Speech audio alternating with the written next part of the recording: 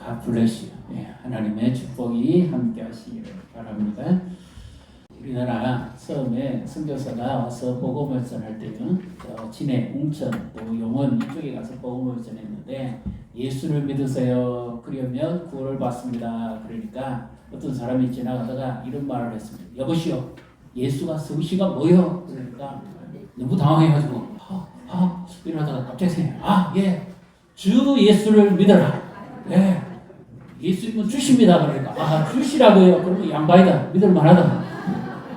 여러분 예수를 누구로 믿고 계십니까?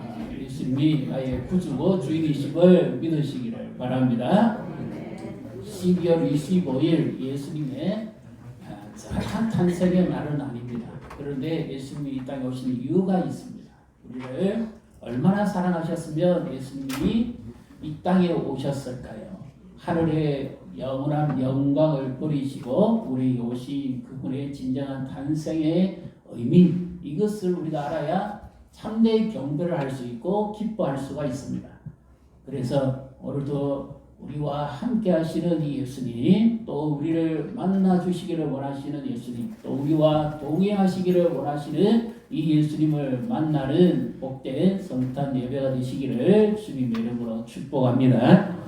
예수님이 이 땅에 오심의 그 시기를 우리가 먼저 한번 보셔야 됩니다. 2장 1절에 로마 황제 아구스도 이 사람이 통치할 때입니다. 가장 그 정치적으로 혹독하고 어려움 당할 때에 구레노라는 사람이 총독으로 있을 때입니다. 동방지역, 베들레헴이라든지 유대 전역이라든지 시리아 일부분까지 이런 때에 굉장히 어렵고 힘든 때입니다. 과거 우리나라를 한번 생각해 보십시오. 우리나라가 일제강점기에 식민 정치를 당하고 총독부의 총칼 앞에 무참히 짓밟히는 바로 그와 같은 절망적이고 어려운 때, 바로 가장 혹독한 시기, 캄캄하고 어두운 밤, 그리고 성경적으로 보면 신구약의 중간기에나 400년의 하나님의 말씀이었고 가장 어두운 시기, 우리가 가장 어둡고 힘들다는 것은 환경도 어렵고 힘들기도 하지만 제일 어두운 시기가 언젠가 하면 하나님의 말씀이 없을 때입니다.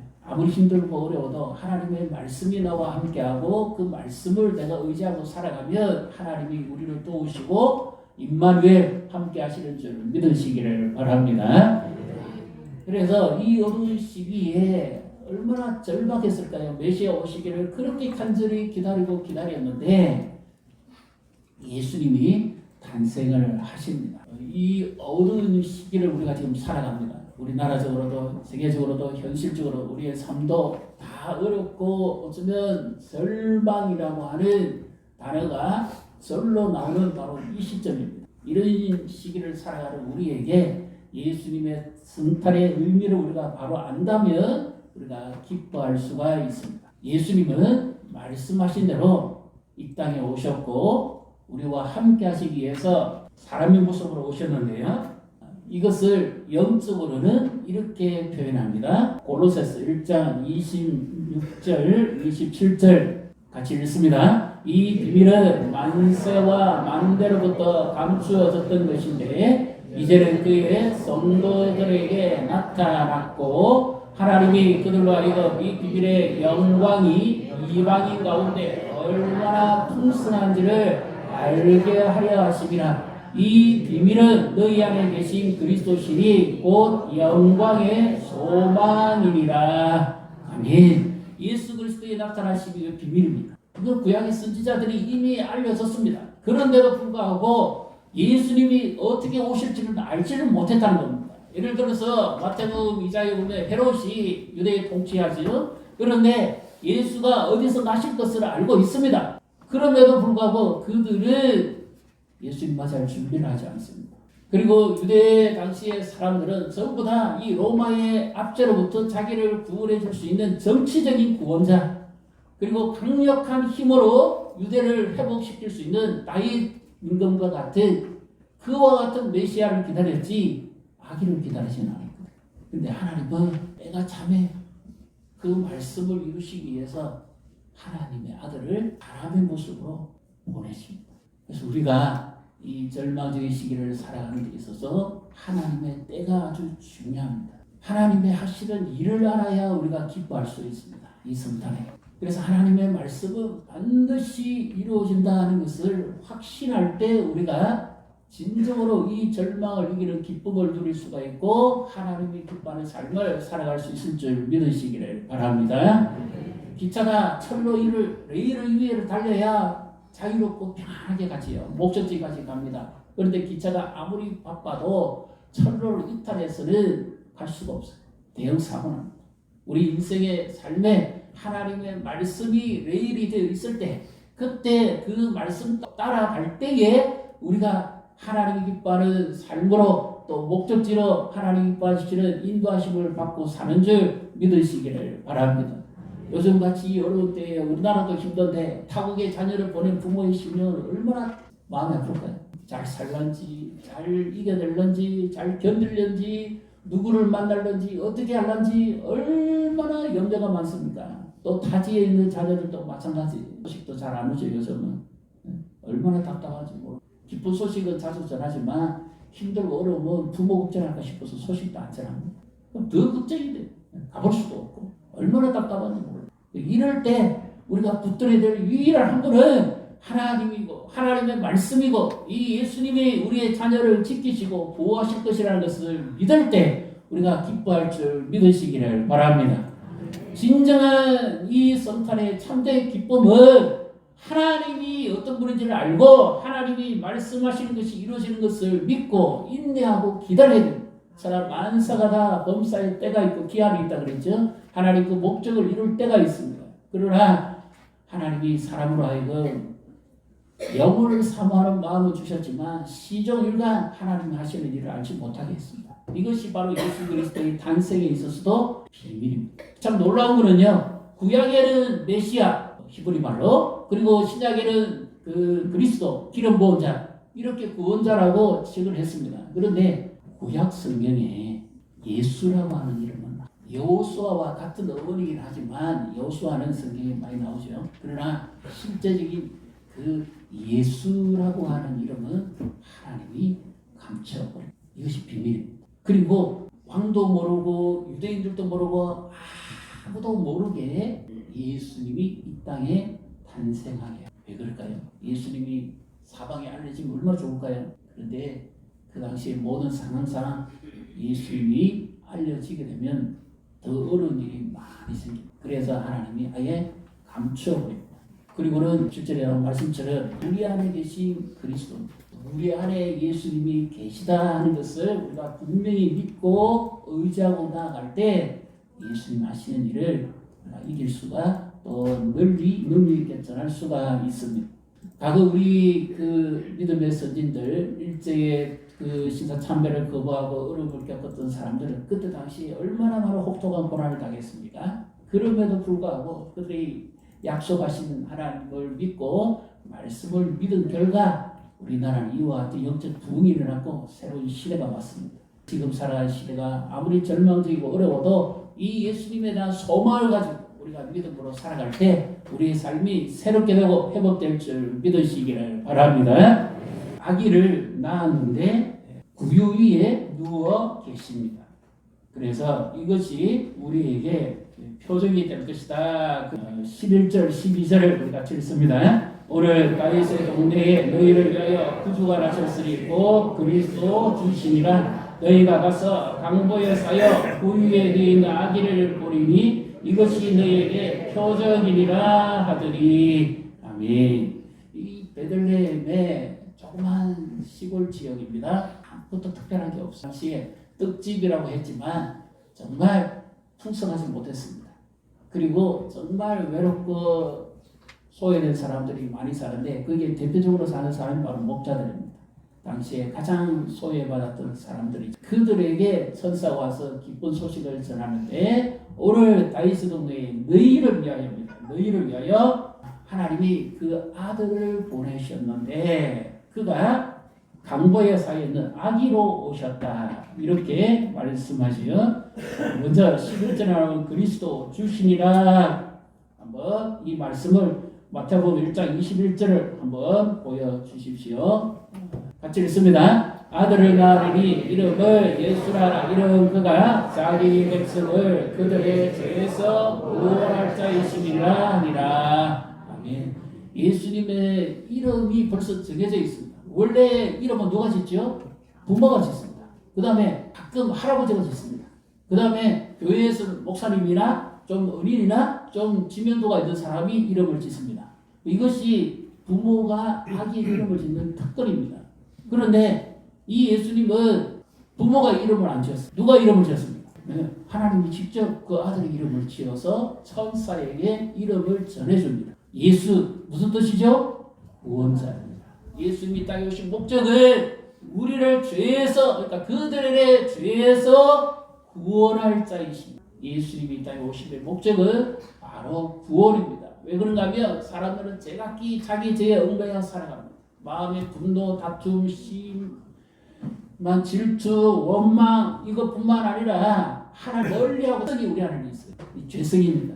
그래서 우리 행동이 잘 안 바뀌어요. 남편에게 기대해도 잘 안 바뀝니다. 그게 습관이 아니고 이미 오랫동안 묻은 죄성이 그 같이 아내에게 있어서도 마찬가지입니다. 단순한 생활적으로 문화적으로 접근해서 안 됩니다. 죄성입니다.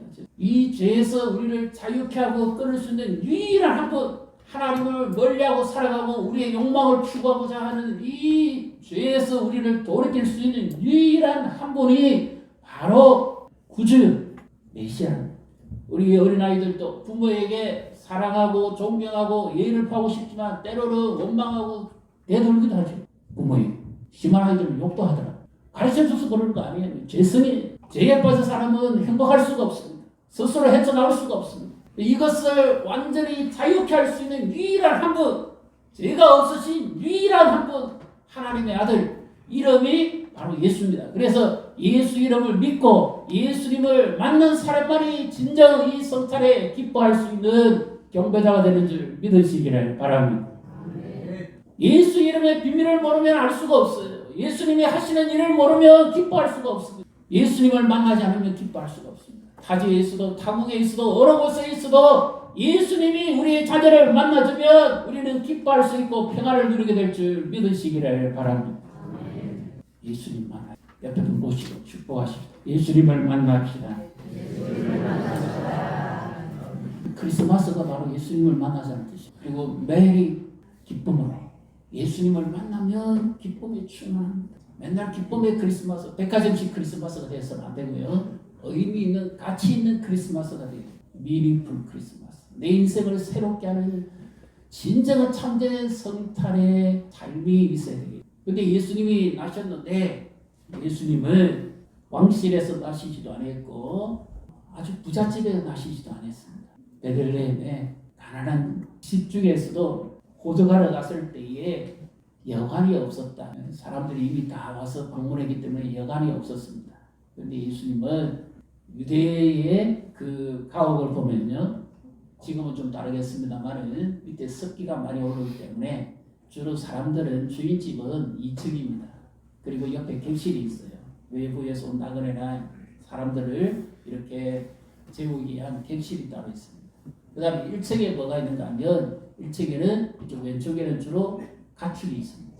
낙이라든지 양이라든지 뭐 가끔은 염소도 있을 수 있겠죠. 이게 있고 그 다음에 그 옆에 빈 공간이 있어요. 여기에 예수님이 나셔가지고 구유에 짐승이 먹는 여물통에 예수님을 뉘었다고 말해요. 예수님은 하늘의 영광의 보호자를 다 버리고 이 땅에 오셨는데 자기의 집 한 평 없었습니다. 그래서 우리 가난한 자의 심정을 누구보다 잘 아십니다. 소외당하고 아픔을 겪고 힘든 일, 직장에서 억울한 일, 사회에서 고통받는 우리의 심정을 예수님이 누구보다 가장 잘 아십니다. 그래서 이 성탄의 계절에 예수님을 우리가 깊이 묵상해야 됩니다. 어떤 분은요, 형제간에 빚보증 썼다가 다 날려버렸어요.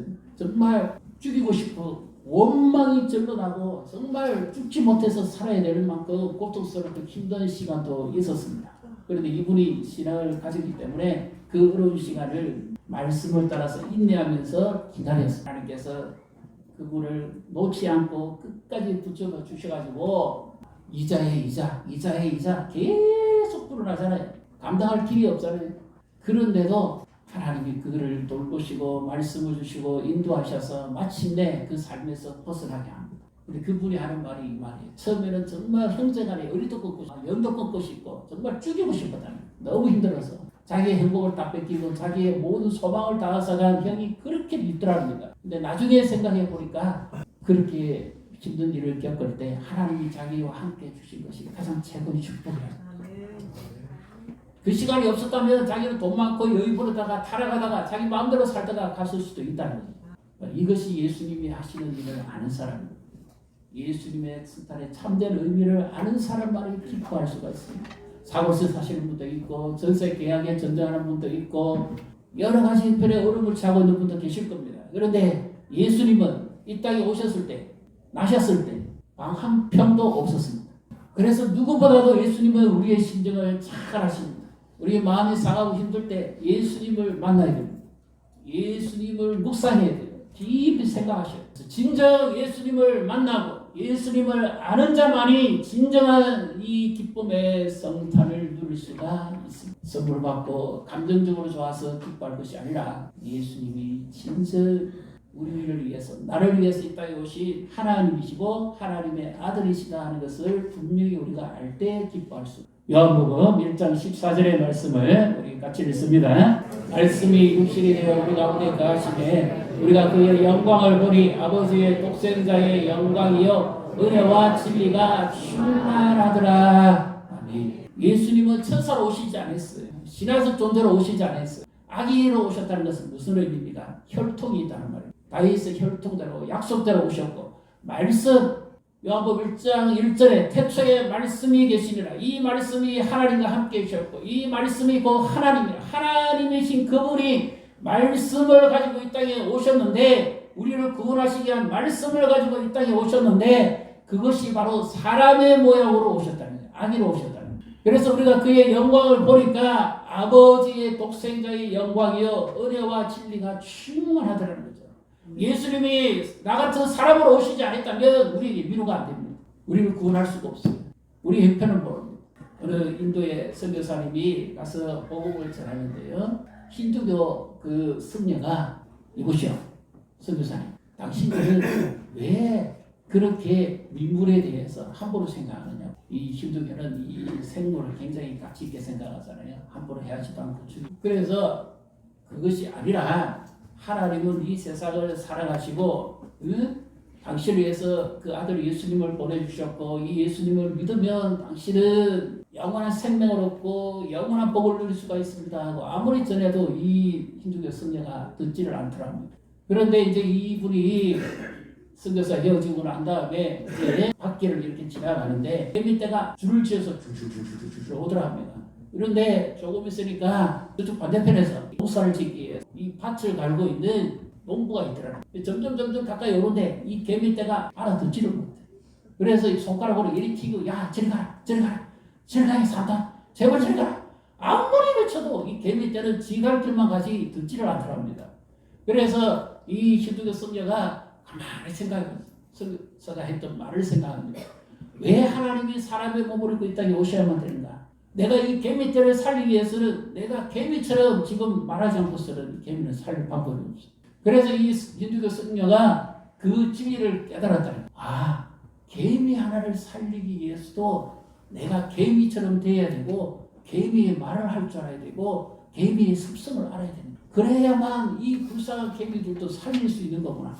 그렇다면 사람을 살리기 위해서 하나님이 우리를 구원하시기 위해서 그 아들을 세상에 보내시는데 나와 같이 똑같은 사람이 되게 하시지 않고서는 사람을 살릴 방법이 없는 거구나. 믿으십니까? 그 힌두교 성녀가 처음에는 안 받아들였어요. 그런데 생각해 볼수록 이 작은 미물 하나를 살리기 위해서도 이렇게 답답하고 안타깝고 자신이 그 개미가 되고 싶은 마음이 들 정도라면 하나님은 얼마나 우리를 사랑하시기에 그 아들을 보내셨는가. 똑같은 사람으로 보내셔서 우리를 구원하시기를 원하셨는가. 그것을 깨닫고 그가 이 성복을 듣고 그리스도인으로 거듭납니다. 이 성탄에 누가 기뻐할 수 있습니까? 예수의 나심을 진정으로 의미 있게 하는 자, 그리고 예수님을 만난 자만이 이 성탄의 기쁨을 누릴 수가 있습니다. 그리고 예수님은요, 이 땅에 오셨을 때는 여물통에 육이 있었지만 이 예수님은 우리에게 더 나은 것을 주시기라고 하죠. 뭡니까? 하늘에 영원한 영생의 선물을 우리에게 주시기라고 합니다. 천국을 우리에게 주시기라고 합니다. 이 베들레헴이 떡집이지만 가난했고 소외당했고 헐겁고 굶주린 사람들이 많았습니다. 그들은 메시아를 기다렸어요. 말씀대로 그들이 기다린 것보다는 자기들이 원하는 메시아를 많이 기다렸어요. 근데 예수님이 처음 오셨을 때는 여물통에 자신의 생명을 주시고 우리를 구원하시기 위해서. 그렇지만 예수님은 더 나은 것을 주시기라고 했죠. 이 땅의 집이 아니라 영원한 하늘에 있는 집, 영원히 사라지지 않는 영생 복락의 천국을 그 예수님은 우리에게 주시기를 원하시고, 지금 집 때문에 걱정하고 살아가는 데 힘들고 어른분들 소망이 뭡니까? 이 땅에서 다 가실 수 없습니다. 이 땅에서 다 누릴 수 없습니다. 그러나 우리에게 더 나은 영원한 천국의 소망이 있다는 사실을 믿으시기를 바랍니다. 그래서 이 성탄에 진정으로 기뻐하고 즐거워할 수 있는 사람들, 이제 우리 13절, 14절을 같이 읽도록 하겠습니다. 호련히 수많은 천군이 천사와 함께 하나님을 찬송하여 이르되 지극히 높은 곳에서는 하나님께 영광이요 땅에서는 하나님이 기뻐하신 사람들 중에 평화로다 함이라. 아멘. 천사가 하나님을 찬송합니다. 지극히 높은 곳에서는 하나님께 영광, 예수님이 땅에 오신 자체가 하나님께 영광입니다. 그리고 땅에서는 하나님이 기뻐하는 사람들, 모든 사람들이 아니에요. 하나님이 이 구원을 주시고 영생을 주시기를 기뻐하는 사람들이 받는 평안입니다. 성찬은 누구나 다 메리 크리스마스 기쁘고 즐거워할 수 있습니다. 그러나 하나님이 주시는 진정한 기쁨을 누릴 수 있는 사람은 따로 있습니다. 그 예수님을 믿는 자, 그 예수님의 이름을 아는 자, 예수님이 하실 일을 아는 자, 그가 진정으로 기뻐할 수 있고요, 하나님께 경배할 수 있습니다. 디모데전서 1장 15절 같이 읽습니다. 이보다 모든 사람이 받을 만한 이 말이여 그리스도 예수께서 죄를 구원하시려고 세상에 임하셨다 하였도다. 죄인 중에 내가 예수니라. 아멘. 이보다, 이 말은 진실이다, 신실하다, 믿을만하다, 이와 같은 뜻입니다. 사람이 들을 말 중에 가장 기쁘고 좋은 소식이 뭐냐? 죄를 구원하시기 위해서 메시아 그리스도 예수가 이 땅에 오셨다는 거예요. 그래서 천사가 다윗의 동네에 너희를 위하여 구주가 나셨으니 온 백성에게 미칠 크고 기쁨의 좋은 소식이라는 거죠. 우리는 좋은 소식을 기대합니다. 바랍니다. 그 중에서 제일 좋고 기쁜 소식이 뭐예요? 죄를 구원하시기, 나 같은 죄를 구원하시기 위해서 예수님이 이 땅에 오셨는데 그분은 어떤 분이신가 하는 겁니다. 디모데전서 2장 5절 6절에 하나님은 모든 사람이 구원을 받으며 진리를 아는 데 이르기를 원하시느니라. 하나님과 사람 사이에 유일한 중보자가 한 분이신데 그분이 바로 예수 그리스도십니다. 우리를 생명의 길로, 영생의 길로, 소망의 길로 인도하신 유일한 한 분이 바로 예수 그리스도. 그분만이 유일한 중보자가 되십니다. 그 예수님의 약속을 믿고 살아갈 때 우리가 이 어두움과 고통 속에서도 기뻐할 수가 있습니다. 하나님이 하시는 일을 우리가 다 알 수가 없습니다. 진정으로 우리의 마음이 가난해지고 낮아질 때 그 예수님을 만나게 됩니다. 우리가 성탄절 때면 주로 많이 쓰는 한 이야기가 있죠. 캐나다에서 교회 학교입니다. 우리 아이들 아까 찬양했던 것처럼 이제 성극을 할 때입니다. 근데 이 제각기 역할을 다 나눠서 요셉도 마리아도 여관 주인도 그리고 사람들도 뭐 제각기 다 나눴는데 한 아이가 조금 지적 장애가 있습니다. 근데 이 아이를 소외시킬 수 없어서 이 랄파라는 아이에게 대사 하나만 하도록 맡깁니다. 그 대사가 뭐냐? 빈방 없어요. 저리 가세요. 그거 하나만 하면 돼요. 그래서 부모가 얼마나 긴장이 되겠습니까? 그 많은 사람들 앞에서 이것을 해야 돼요. 연습을 시키고 몇 번 연습을 시켰습니다. 그래서 이제 순서대로 이 요셉이 자기 아내가 이제 배가 불러서 해산할 때가 됐으니까 제발 방 하나만 달라고 사정을 하는데 이 랄프에게 옵니다. 랄프가 이 부모들이 긴장하고 사람들이 다 쳐다보고 있는 데서 빈방 없어요. 저리 가세요. 그리고 돌았습니다. 돌았었는데 이제 이 마리아와 요셉이 돌아가는 그 모습을 보고는 갑자기 이 아이가 뒤로 왔어서 이렇게 외칩니다. 가지 마세요. 제발 가지 마세요. 예수님 제 방에 오세요. 영광은 엉망이 되어버렸습니다. 각본에 없는 말을 했거든요. 그런데 그 말을 듣고 모든 사람이 다 울어버렸어요. 그들의 마음속은 기쁨과 즐거움만 있었지 예수님을 기다리지 않았어요. 오늘 여러분의 마음으로 오늘 예배 마치고 뭐 해야지? 뭐 해야지? 기쁘고 즐거운 시간 보내야지. 가족과 보내야지. 좋은 시간입니다. 지금 내 마음에 예수님으로 오늘도 그냥 한 날 성탄절 그냥 즐기는 날로 보내시겠습니다. 진정 예수님을 내 마음에 보시고 그분과 함께 살아가시겠습니다. 이 자리에 함께 모든 분이 이 예수님의 성탄의 의미를 바로 알고 이 예수님과 동행하고 임마누엘의 복을 누리고 이 절박을 넘어 영원한 소망을 가지고 믿음으로 살아가는 복을 누리시기를 예수님의 이름으로 축복합니다.